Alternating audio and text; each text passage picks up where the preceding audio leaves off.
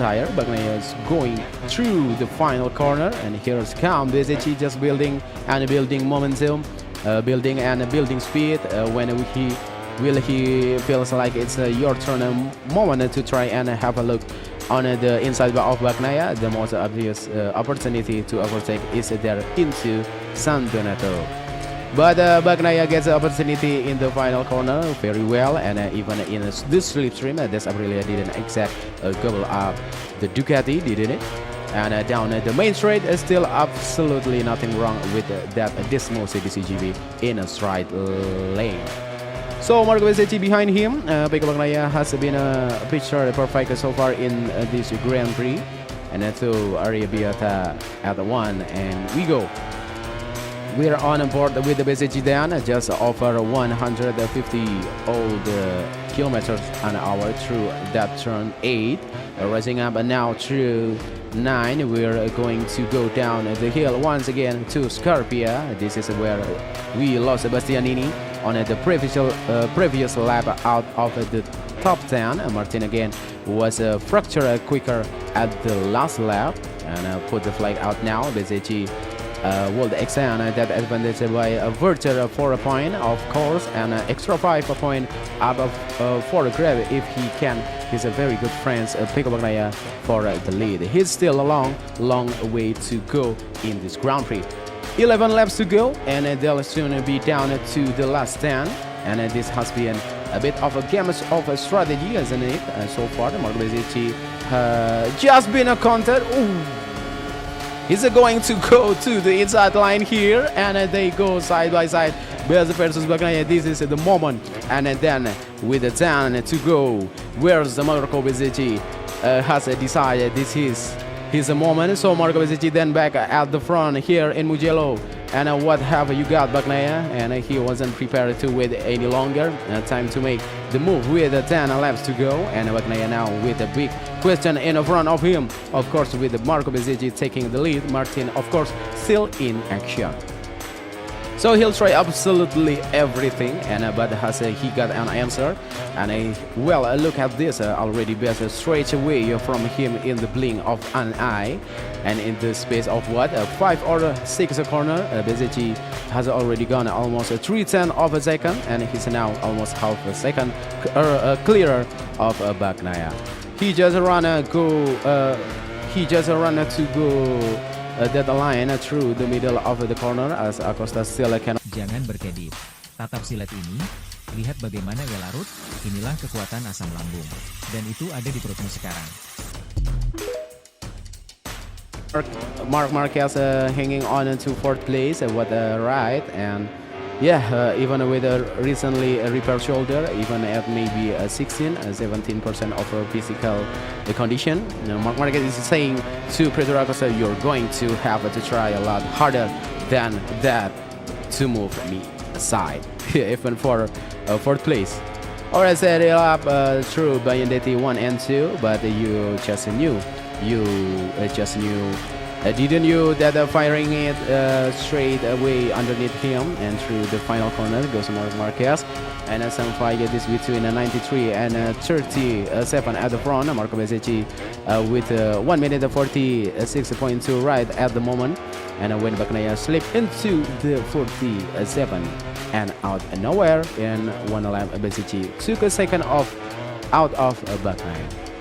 So this is a second half of the race when the tire wears out. Aprilia are stretching clear. What is Marc Marquez going to be capable of doing when he is fully fit and fighting right back at the peak of his power? And he feels like in a term of his race pace, he's been losing half a second with that compressed radial nerve, and the screw pressing on the radial nerve in the first part of the season.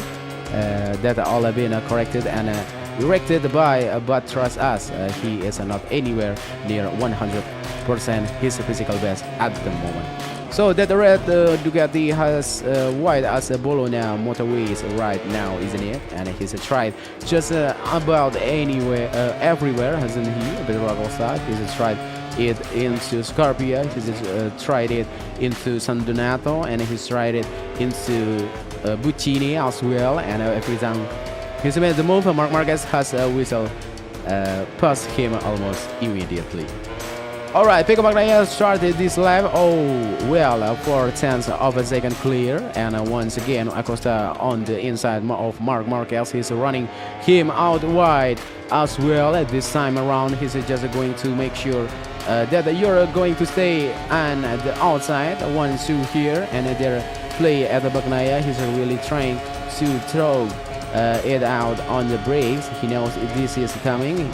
He really did fair to play to Pecco, and Acosta has finally got through once again in San Donato, and is this finally Acosta potentially securing 4th place, and might it get any better if Pecco Bagnaia really still starts to suffer with the fading grip, and if they any 5 seconds up the road of Bagnaia, and so it will have to be a major drop off. But Bagnaia of course has had some issue already this season, where a mechanical issue out of his control have taken him out of the action, and it was back in Jerez, and the back Ducati broke down, so Acosta now clear of Mark Marquez. That's Aprilia, who is still doing 1 minute 46 in 6th place. Once again, the Aprilia finishing fastest. This is a DJ, nice move, that a lovely move on Aldeguer going through Arabia to so Fabio Di Gianantonio then now on the fingers of the 6th himself, once again cursing a pretty poor launch on that PR46 Ducati. 1.5 second or 1.4 second was the gap between BERGENGSI and Martin. Once Jorge had got through in the 2nd place, so we'll be monitoring that very closely.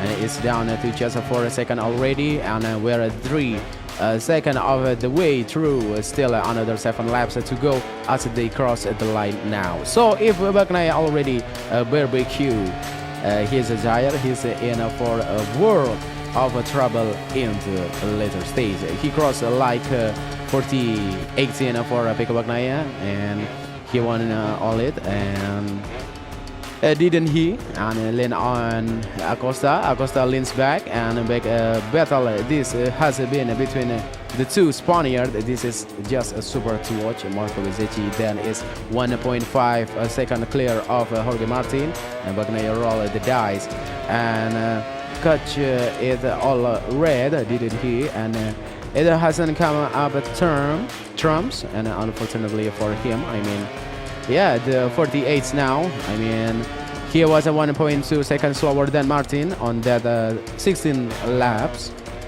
He said still got 6.5 laps to keep it going here, and if he continues at that, he's going to lose at the podium position, because no idea who he might lose it to, because 81 of 5 riders could win this particular battle. So Mark in this battle, and an awful lot of talent and skill thrown in as well, and out the double surgery just shown them the class that he poses. Di Gianantonio still feels like he might have something later on in this battle, and as low as 12. And at one stage, it's a better lap, I think, in this for Pecco. He's still losing time to this group, but he's only lost about 3/4 of this lap so far. And if he loses that sort of rate, he's going to be fine for the final place on the podium. And basically still doing a 46 second. And for him, he's way quicker than any. It's a real statement from BERGENGSI as Mark Marquez continues to annoy his future teammate Pedro Acosta. 93 versus 37. Can he get that? And he stopped and not quiet. Dropping Acosta. Agora knows was grabbing around wide into that first corner. Mark Marquez has not completed a Grand Prix since March, and the Austin Grand Prix in Texas, he is pretty much ring rusty, and was out very early on the Spanish Grand Prix in Jerez as he tried to run at the early pace of brother Alex, and he hasn't been too often so far this season. Agura then briefly saying that he was going to get through on the 93, ahead of Jorge Martinez. Jorge Martin, like in the sprint yesterday, just looking down, betting down the hedges and going. Well, let's just think a championship. Let's think a bigger picture here. Ogura, yeah, that's lovely. On the outside back, just squeezing out to the pine work and going through Scarpia and around the outside, and then goes Fabio Di Gianantonio. So Ogura and the Di Gianantonio then now sweep on the inside of Mark. Pedro Acosta was seen that because he's ahead, but probably say how do it. This is how you pass Mark Marquez. And so far this season of excellent in a term of their later race pace. Mark Marquez, well, I think fourth place will have been a sensational result, and he's going to cross the line in 7, which is still a strong finish, and he's going to attack again, isn't he? And is he going to attack Di Gianantonio? And of course he is. He knows again. Thing is Mark Marquez. It's in the DNA. It's just a natural instinct that he was born with. He's got a pack through on the DJ, and he's now up into the 6. DJ has had the pace without a question to be battling for the podium here, potentially with Pecco Bagnaia. And but of course for damage down on that first lap. This is battle for both races on between Acosta and Ogura, and they are now around 3 seconds behind the fading Pecco. But I don't think he's waiting now to lose a place on the podium. Martin has clearly decided I'm going to settle the second in the sprint, and I'll settle the second in the Grand Prix. And let's pick up the maximum potential points we can, beaten by Ralph Daniels, a brilliant guest today. And he's been beaten by Bezzecchi, and he's brilliant today too. And once again, just like he did in 2024, he was always there, and he was always a kind of a permanent fixture, hasn't he, on the podium. So unless he can pass Acosta very quickly, and unless some of the later race pace, he's got to chase down Pecco, and we'll have 4 more laps to go. And Ogura Ford is very much on the table here if he can attack and act quickly. He called yet still be better twin 2.7 seconds, the gap at the front between the factory of brilliance Aprilia, as we glide on board with Ogura. Look at that, and whoa, and Aprilia absolutely powering past Pedro Acosta KTM, and Ogura just closing the door there on Acosta. And I don't know if one of them maybe lost a little bit of air, the body work there, and there too, of course. Well, they have had a late angle. And so in a Pedro Acosta motorhome, after that particular incident, he might have been knocking on Acosta motorhome once again this afternoon, and he saw something drop up onto the racetrack. And as now the Di Gianantonio is about to make Acosta lap even worse as he loses another place. These are the 2 riders on the move motoring in this later stage, Ogura and Fabio Di Gianantonio. And once again, he's absolutely run the neck of that KTM, and it just like he did in Barcelona over that short race. He started the last lap, then in Catalonia second, and we thought, well, he's going to get a reward the podium. He was getting sick of 4 run, and he was going to be relegated back to 5th place by Ogura. It looks like Acosta is just running out of a grip at the most crucial pace of this Grand Prix. Well, this is without a question the class leading motorcycle in Motogp right now. This is 12-1-2. We are looking at a factory of Aprilia team, and Bagnaia is 5 seconds of the race lead in third. 2.1. He is now ahead of Ogura, and who might yet still give Aprilia and a little bit of a sniff on podium. Alright, I feature down the field. This is the battle for the final spot in the top 10, and it's is in the hands of a Brad Binder, and the fact there is a 10, he's got the Honda. Anda kira ini iklan Olem Trade? Faktanya Olem Trade tidak perlu iklan karena semua orang tahu Anda bisa mulai Marini there, and a 13, and not bad recovery by Marini, and he was a 3 place great penalty points, and at the moment as well for Morbidelli and Razgadioglu have barely managed to have with Yamashita. Alright, sounds good. What that would be for like to be a former Mugello winner here, of course, in 2021, Fabio Quartararo, and one of Yamaha former employees is also at the back of the group. And Maverick Vinales in a 10th place on the Tech 3 KTM. Disappointing afternoon for him, of course. He have to remember he's also recently returning from a pretty serious injury following the gap between Bagnaia and Ogura. It's holding pretty steady on Bagnaia just had a knock pace at this stage. It started off low to mid 47 seconds. So headlines here, Italy looks like nailed on hometown 3 success, but you can to Jorge Martin. He had 6 crashes in 4 days in breaching Barcelona Grand Prix and a couple of weeks ago, and he was hospitalized after that 6th crash at the Monday test, but he's rebounding in a stunning fashion here as Acosta goes into San Donato from a double in Le Mans to a double DNF in Catalonia, and back to a double podium it looks like for Martin, and it's going to be pretty much as you were for the World Championship. So poor Fabio Di Gianantonio, as the case is refusing spot into San Donato, and fortunately for Abbott, he missed it, and he felt like after the disappointment of missing out on the sprint position yesterday, and nothing was going to get in the way of Marco Bezzecchi from winning his home Grand Prix in Mugello.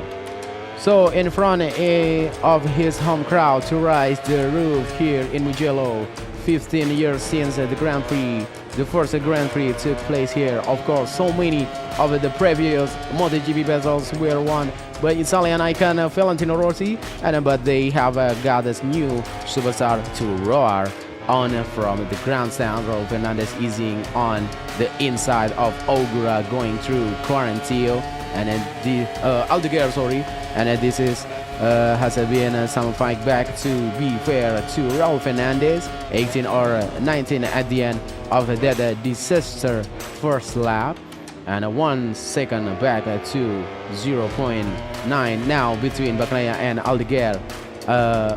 Ogura took 0.9 of a second out of Bagnaia on the last lap. Bagnaia isn't home yet. Ogura is doing a mid 46 second. I mean, that's electric pace, isn't it? Beton and Japanese, are mentioned a few laps ago, keeps on eye on Ogura and Dija. They are fine. There aren't particularly in 2026 for their race pace, which Marco Bezzecchi will enjoy. What the moment lies in store for the number 72. The 27 years old Italian never had a Grand Prix podium finish of any class here in Mugello, but he's about to run. What a weekend, what a day for him and for Marco Bezzecchi, and Mike yet still be on Aprilia. Look out of the podium after tap at the front row of the grid, and okay, he's just taking mid out of Bagnaia by the corner, and Bagnaia within a side of the checker flag loses podium again, and He's got no chance. Ogura going to go up here. Bagnaia is a passenger. He's a city and has got anything left. Ogura just held over the rear tire of Bagnaia, and here comes Aldeguer. Ogura, he's going to go on the off Bagnaia, and Bagnaia defensive Ogura, and for the second time and the last Grand Prix, we're going to pretty long on the podium. Bagnaia speak the inside line, and what a battle for the final place on the podium. And but Marco Bezzecchi is a proof that dreams do come true. He takes a fair tail home. Success here in Mugello, and huge huge credit to Pecco Bagnaia, who does somehow deny Aprilia from an all Aprilia lockout of the front row. Bagnaia led heroic to deny Aprilia on a lockout of the podium, but nothing away. Surely that is, as a Formula One world champion leader, Kimi Antonelli to checker flag, and that has to be the best day of Marco Bezzecchi life. Simply the best, simply the day of his career. He has done it. Dream to come true. Lifelong dream as a schoolboy. He will have watched his Italian heroes for so many years with here in Mugello, and Marco Bezzecchi has done it, and he is the winner of the Italian Grand Prix of 1-2 for the factory of Aprilia. Simply the best.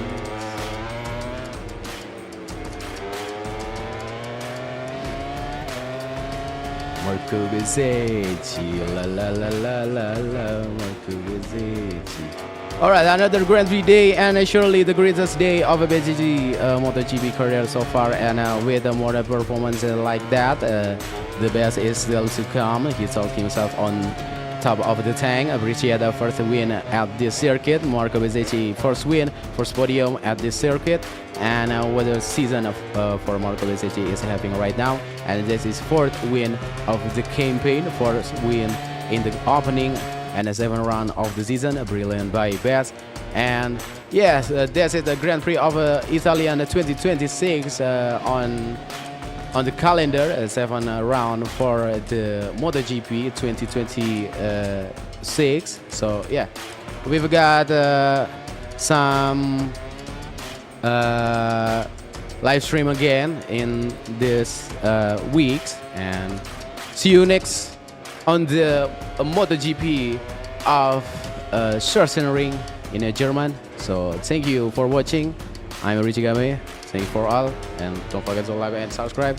And goodbye. Thank you, everybody.